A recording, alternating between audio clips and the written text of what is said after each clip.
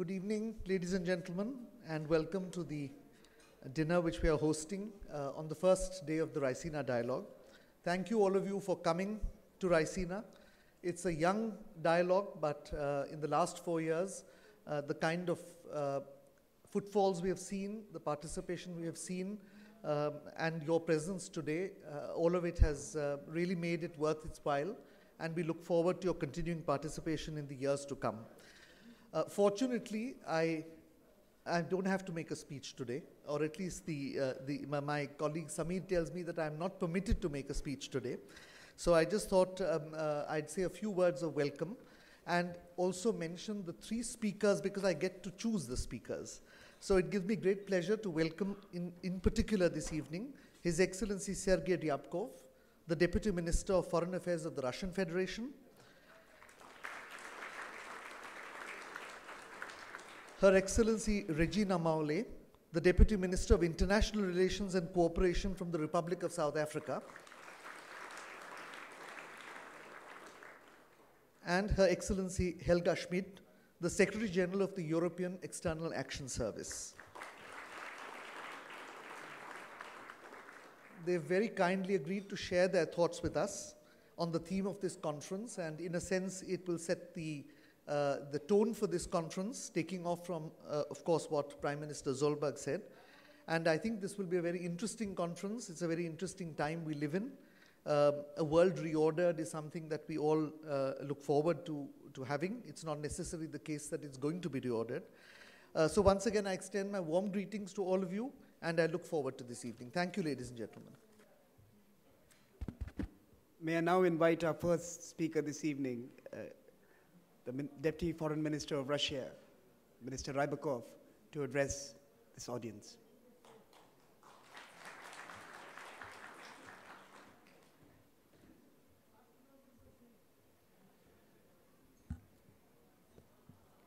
Good evening, everyone. First, let me thank you, Mr. Secretary Gokhale, for inviting me and having me, as well as others from Russia, to this very important and promising gathering of leaders from different continents, countries. We're really impressed not just by the numbers, but by the quality of discussions, which was so ably kicked off in the inaugural session by Her Excellency Prime Minister of Norway. I don't want to in any way preempt the course of discussions tonight, tomorrow, and the day after. I want, at first instance, to congratulate the organizers for being as inventive as they were in terms of developing agenda items for sessions, clinging mottos and slogans for our discussions. And if you dare to take out this book and just have a read of what Her Excellency Minister of Foreign Affairs writes on this, or what you, Secretary Gokhale, explains on messages and concepts of this excellent conference, and what also His Excellency Sanjoy Joshi tells us on this, I think everyone would understand why in short 4 years the Raisina Dialogue gained that much attention and attendance. Distinguished Prime Ministers, Ministers, General Admirals, Ambassadors, delegates, ladies and gentlemen, today I have both a pleasure and a privilege to present some elements of a Russian vision on an ever-changing world order. I'll start by saying that over the last quarter century, that is after the end of what is known around as Cold War, the world has been going through profound fundamental transformations.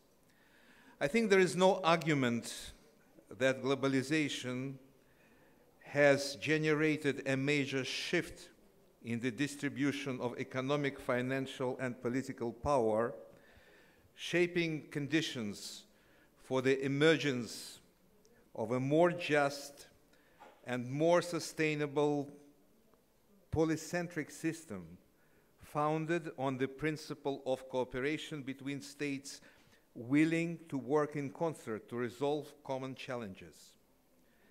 Now, as opposed to just some 20 years ago, we face a completely new global lineup where the real aggregate GDP calculated on the purchasing power parity basis of the so-called emerging seven exceeds the total GDP of what is known as the group of seven industrialized countries.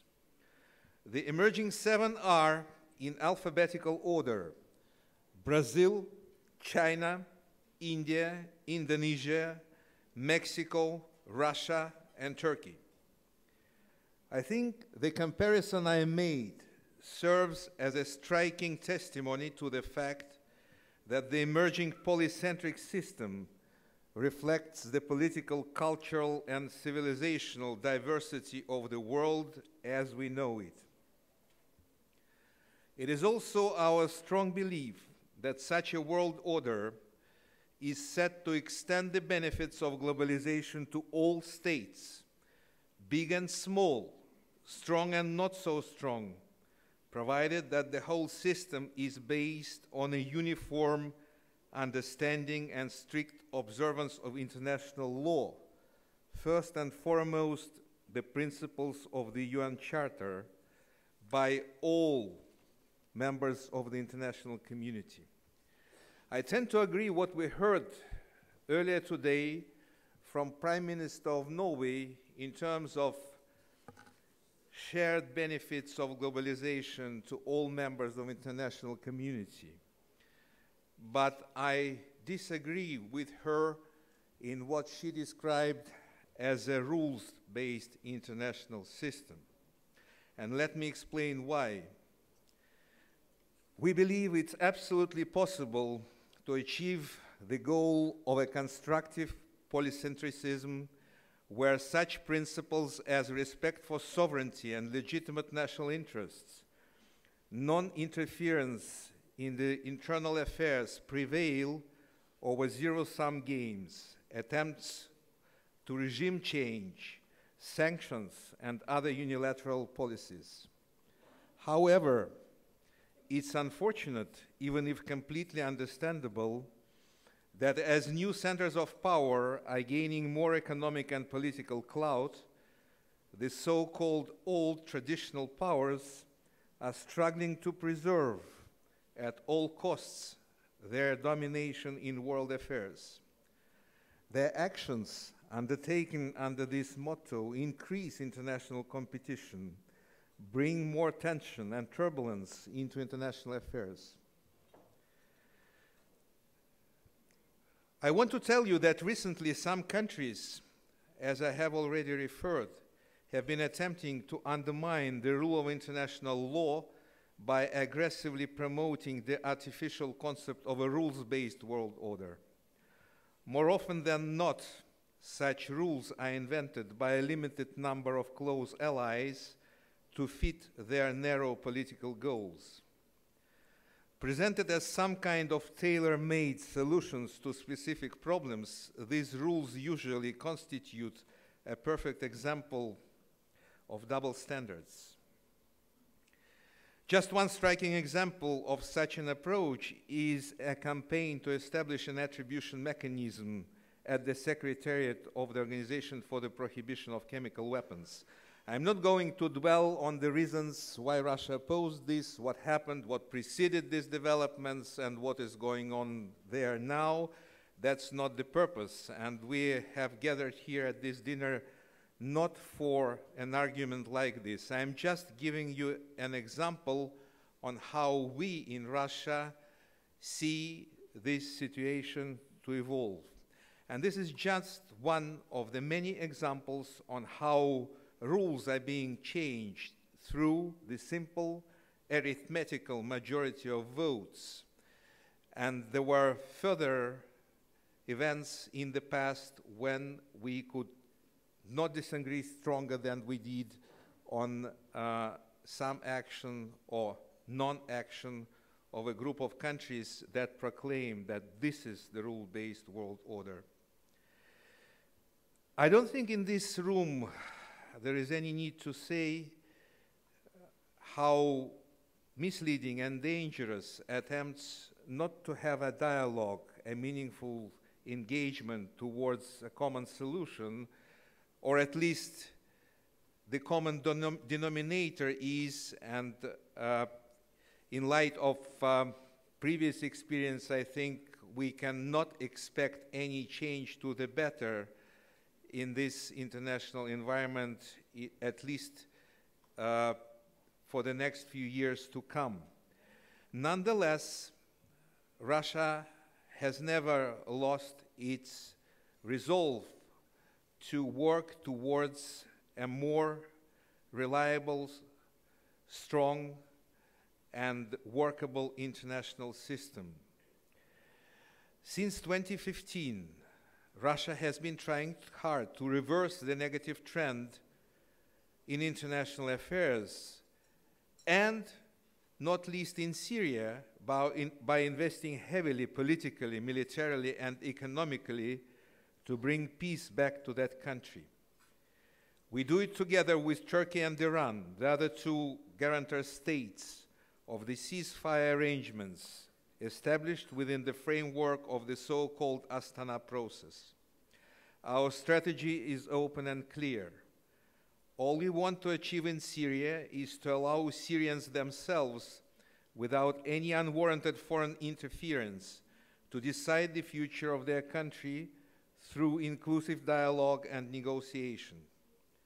It is completely in line with international law, including Security Council Resolution 2254 and other consensus-based decisions. If we achieve the goal in Syria through this approach, this should serve as the golden standard for resolving conflicts elsewhere.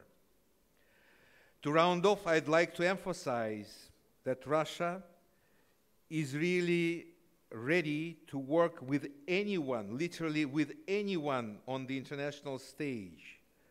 While criticizing policies of some, we do not seek a confrontation with anyone.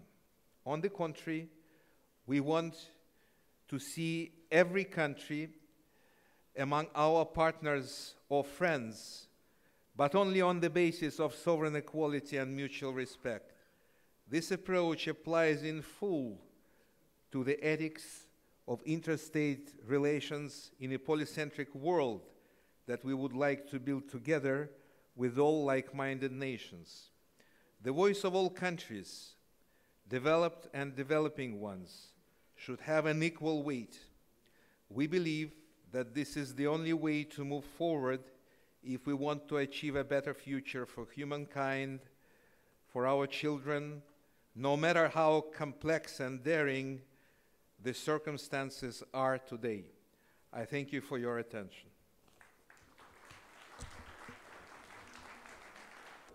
We are going to be inviting the second speaker this evening.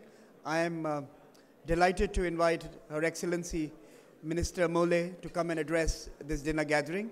Ms. Reginah Mhaule, the mic is yours.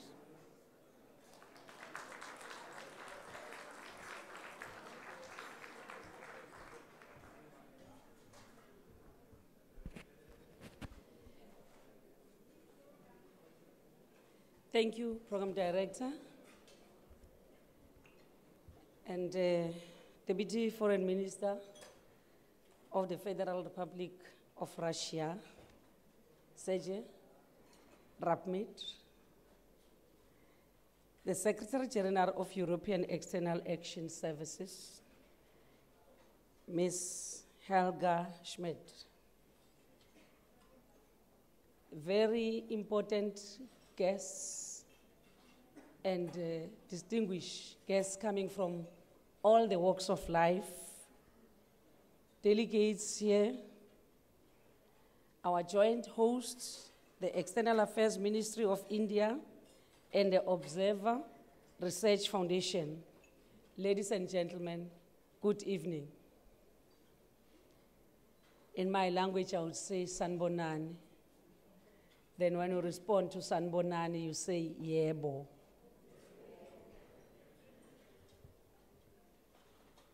The theme today is a world reorder.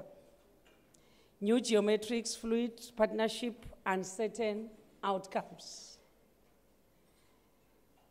Going to my country where I come from, South Africa, its relations with India are based on strong historical links which date back to the consistent and vocal support received from India in the fight against racial discrimination and our fight for liberation and democracy.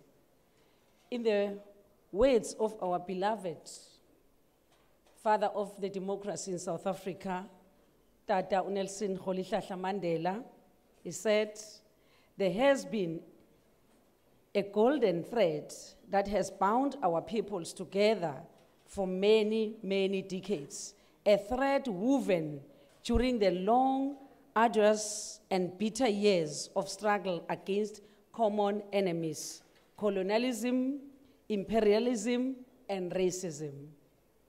Since our first democratic election in 1994, South Africa has worked hard to ensure that we are at peace with the world and that our voice is heard both bilaterally as well as within the various multilateral fora, in pursuit of peacefully resolving issues that are of concern to the international community. Our engagement with the world has also, specifically with India, has of course been informed by our own experience during our liberation struggle, which had a character of international support and solidarity.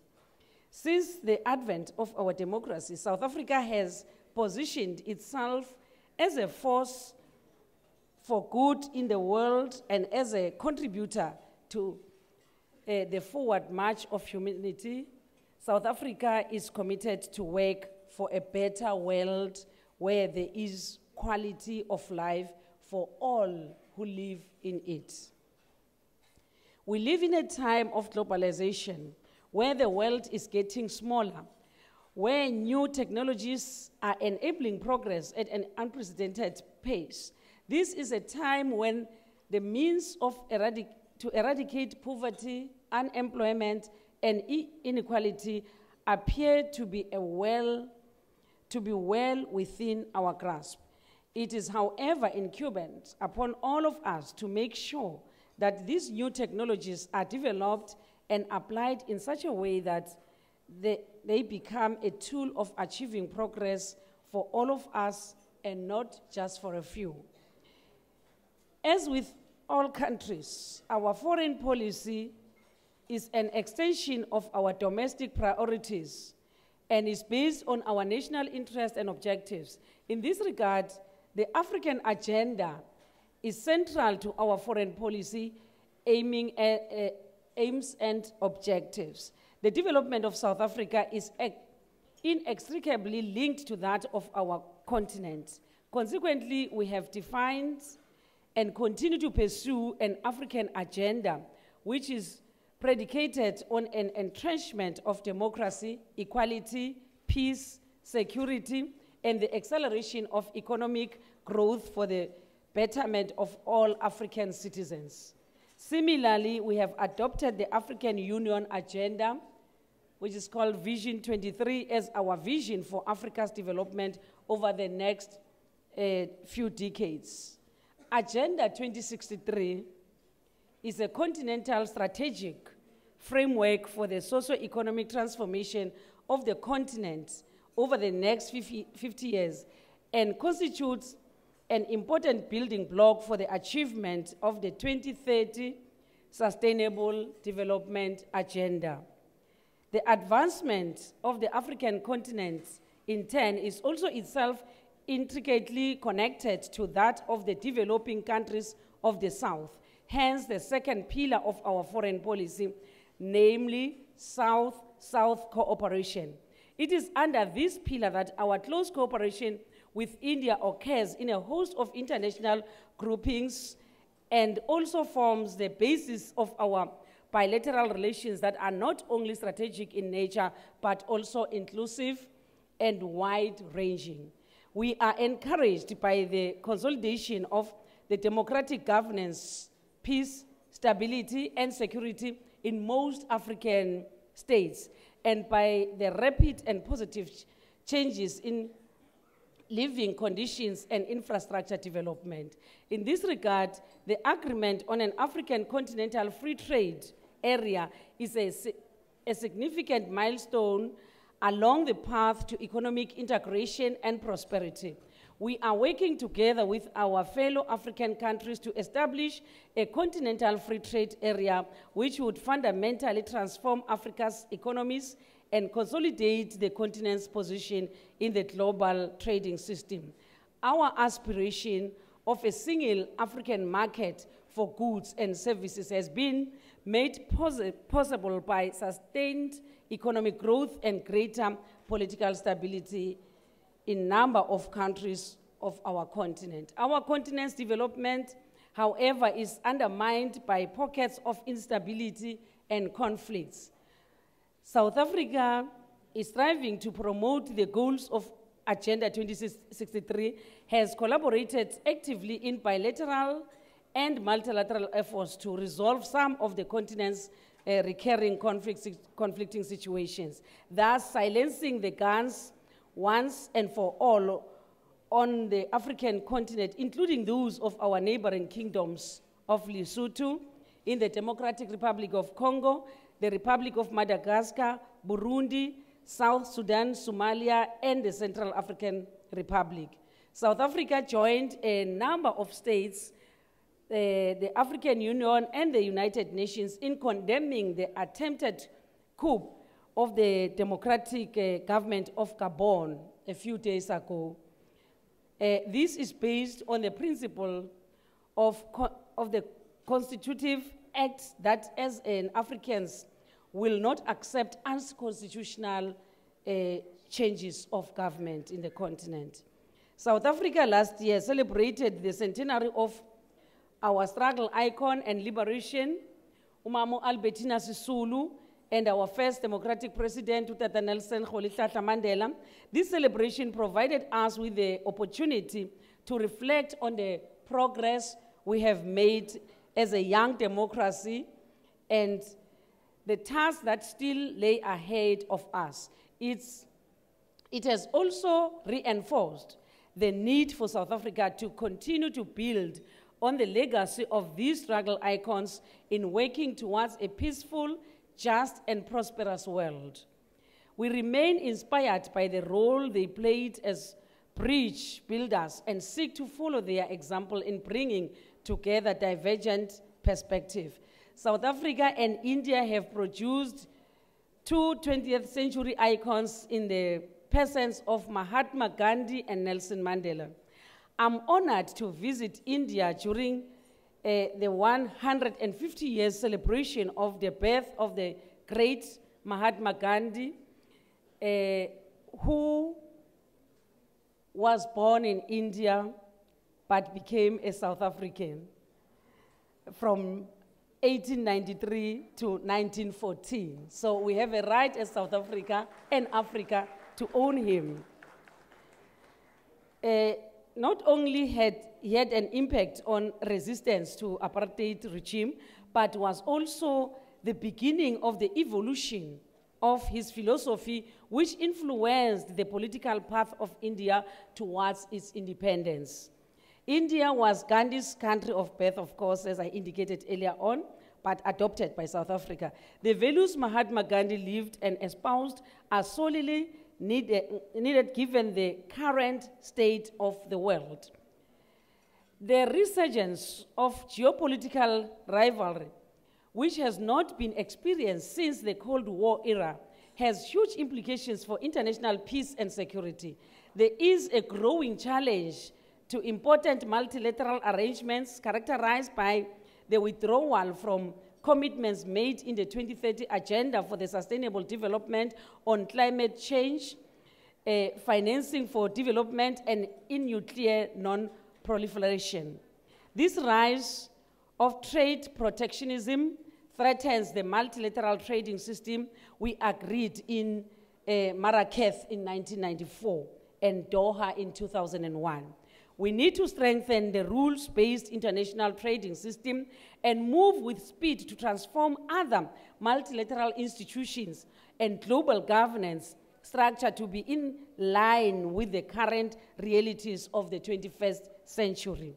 This should include reforms of the United Nations Security Council, which is limited in its ability to respond to current security challenges by virtue of its structure, composition, and relative lack of accountability.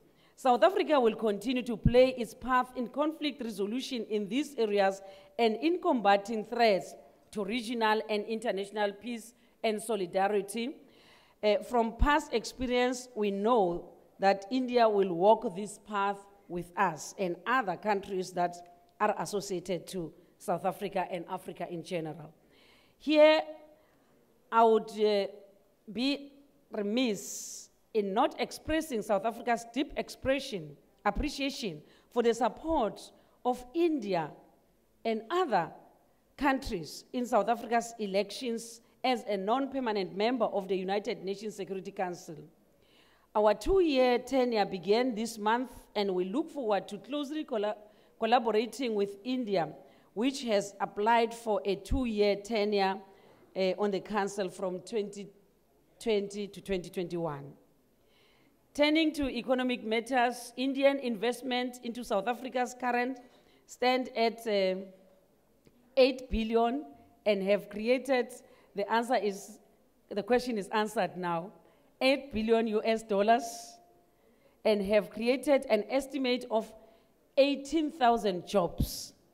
There are 130 Indian companies that have invested in South Africa, including such household names such as Tata, Mahindra, Kipla, and the Bank of India. The MOU signed between Invest South Africa and Invest India during the South African India Business Summit held in Johannesburg on 30 April 2018 will contribute to further advancing of investment in the continent, as South Africa being the gateway to the continent.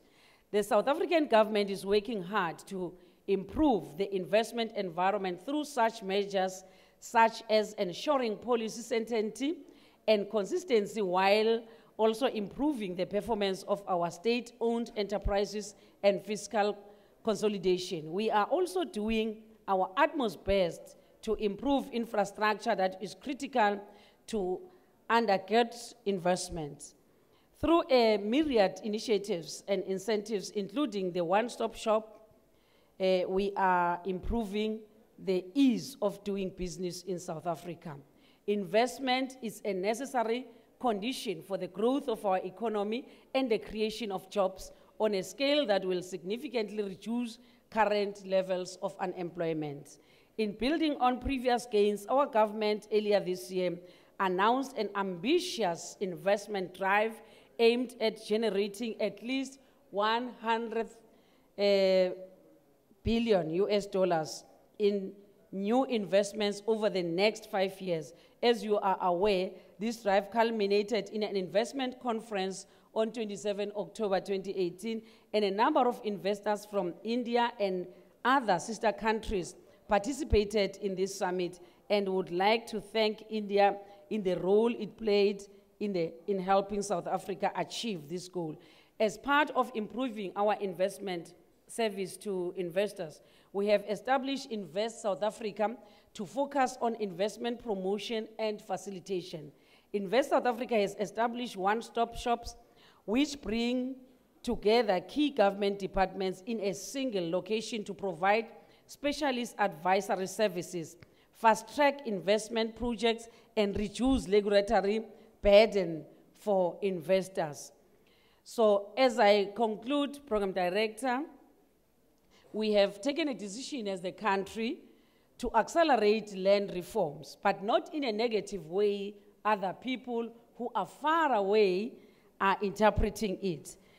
This includes land redistribution and ensuring security of tenure for the rural poor. We are determined that this should be achieved in a manner that is consistent with our constitution, enhances agricultural production and food security, and promotes economic development. With these long few words, I want to thank you all for listening to me after having your delicious dinner. Thank you very much.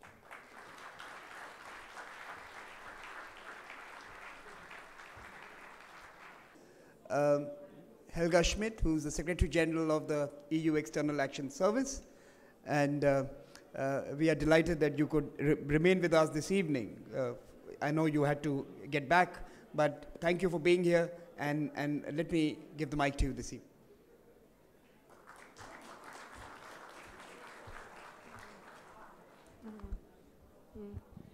Thank you very much. It's an honor to be here. Thanks for the invitation. I'm sorry I'm holding up this, sir, so I will try not to prolong it too much. But let me also start by, first of all, congratulating the organizers, the Foreign Secretary, for the Raisina Dialogue that, someone has said it before, that really has established itself in no time as a key forum. And I come from Munich, it's my hometown, I'm very fond of Munich and of the Munich Security Conference, but I have to say it's a real challenge. Now, we have to tell Wolfgang Ischinger, and frankly, Munich has not achieved a 40% women participation, as we learned before. So well done. I would like to start on a positive note, and this is actually Asia and Europe are getting closer together. Together we account for 65% of global economy. There are some 6,000 EU companies alone in India. They account for 6 million jobs. But also increasingly Asia is a major source of capital and investment in Europe. Tata alone employs 80,000 people, something not many people know.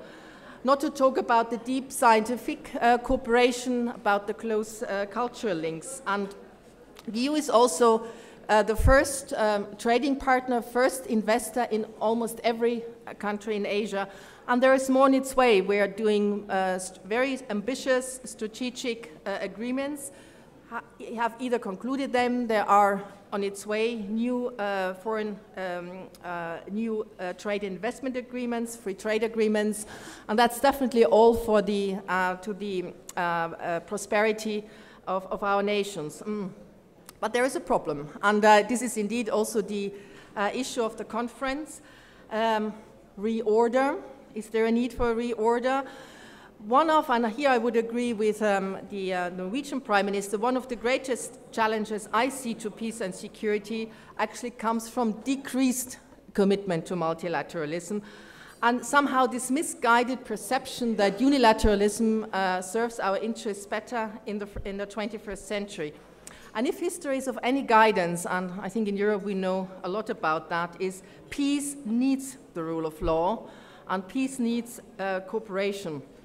And multilateralism is so good because it establishes a playing level field for everyone. It's everyone's best effort, or as the Norwegian Prime Minister put it, we're in this world together, so we have to find solutions to the problems together. Now, this does not mean that we should be complacent, and definitely I agree also with the previous speaker that we have to work harder to reform the institutions, not only the Security Council. There's a lot of work ongoing done by the Secretary General of the UN, which Europe supports, from human rights, sustainable development goals, women, peace and security, gender equality. But I have to say, and here I disagree with Sergey, it's not that the old traditional, the old powers or try to stick to the old world order. The international law has to be protected, and there are clear norms, internationally agreed norms like territorial integrity, sovereignty of countries, and if they are violated, there is a need to act. But the issue is a lot more complex. The issue is also that very often international institutions are blocked for political reasons. They are being politicized, and there are gaps. The previous speaker talked about new technologies, artificial intelligence, one of the biggest issues we are facing. We need to define norms. So there is the issue here is a lot more complex than just sticking to an old world order or being too slow when it comes to reforms. But it's also there's still a lot of strength in the multilateral system. Take the Paris Agreement. I think it's also the Norwegian Prime Minister who spoke about it. Climate change is for me really one of the biggest challenges to human mankind. And that's why the Paris Agreement is so important. Or nuclear non-proliferation, the nuclear agreement with Iran. It's a multilateral agreement. It was endorsed by a Security Council. And this is why when, unfortunately, the US left in May, Federica Mogherini, on behalf of the Europeans, but also on behalf of Russia and on behalf of China, came out immediately and said that we are going to preserve this because it's in our security interest. And a lot of work has been ongoing ever since. I want to say a final word on this because, and this may come up tomorrow also, because there's a lot of discussion now about strategic autonomy, particularly in Europe. And there is no contradiction between commitment to multilateralism and increasing strategic autonomy. You see the EU working harder on this to retain our ability to define our own political decisions, our own political choices in foreign security policy, also in economic policies.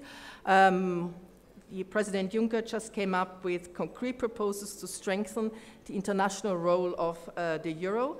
This is about addressing energy, cyber, digital resilience, but it's also an area many don't really associate with the EU, and that's defense. I mean, you now have 25 countries in the European Union working to secure Europe, actually to strengthen our defense capabilities in complementarity with NATO. As in a way, the path of European integration has been restarted through defense, which has always been a very difficult issue.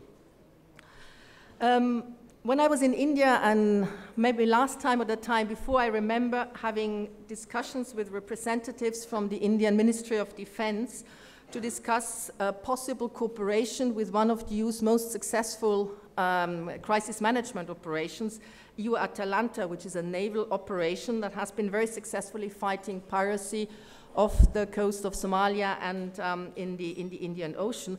And I just saw, and I have to say this here, that 2 weeks ago, and upon the request of EU Atalanta, an Indian ship escorted a World Food Programme ship that was transporting almost 400 tons of food grain to Somalia. That's the kind of cooperation we need. But it's not only about navies, it's about resilience towards hybrid threats, it's about disinformation, protection of critical infrastructure, we were just discussing it at the table, maintaining freedom of expression, about finding together solutions to radicalization, cutting terrorist financing. So there's a lot we need to do together. And my last point is, not to this, sir, is on the horizon, and here I would like to quote Prime Minister Modi, who said, I think it was at the Shangri-La Dialogue, who said that when oceans are open, when seas are secure, when countries are connected, and the rule of law prevails, nations prosper. And this brings me back to my first point, Europe and Asia coming together. We call it sustainable connectivity. We have decided to use all the potential we have in Europe to bring Europe and Asia closer together. And now this is not only on the level of transport or infrastructure, this is also people-to-people contacts, digital links, economic links. It's not about extraction of raw materials, it's about economic diversification, and it's a lot about transformation. It's taking advantage of the next generation technologies, clean energy. Green technologies promise 65 million new jobs, according to the new Climate and Economy report, and half of all the foreign direct investment that goes into renewables today comes from Europe. But it's also about regional economic integration, and this is fostering links within Southeast Asia, but also across the Indian Ocean, or fostering links within Central Asia, and then linking regions up with transport, digital, energy, and as I said, people-to-people contacts. And we are putting money behind it. It's not just a strategy. We have 60 billion euros in the external investment facility, and that promises to leverage 10 times that amount in private sector investment. So it's quite an ambitious program, but we feel this is a key program, I think, for the benefit of our nations. Let me conclude by saying that in our relationship with Asia, the EU-Asia's relationship, India is a central plank. That's why in November we published a new strategy on India, which very much, I think, reflects not only our trust in even extending our bilateral relations, but also in India's role in the region and beyond. And that's very much based on our shared values of democracy, rule of law, but also our commitment to preserving the rules-based international order. Thanks for listening and enjoy dessert.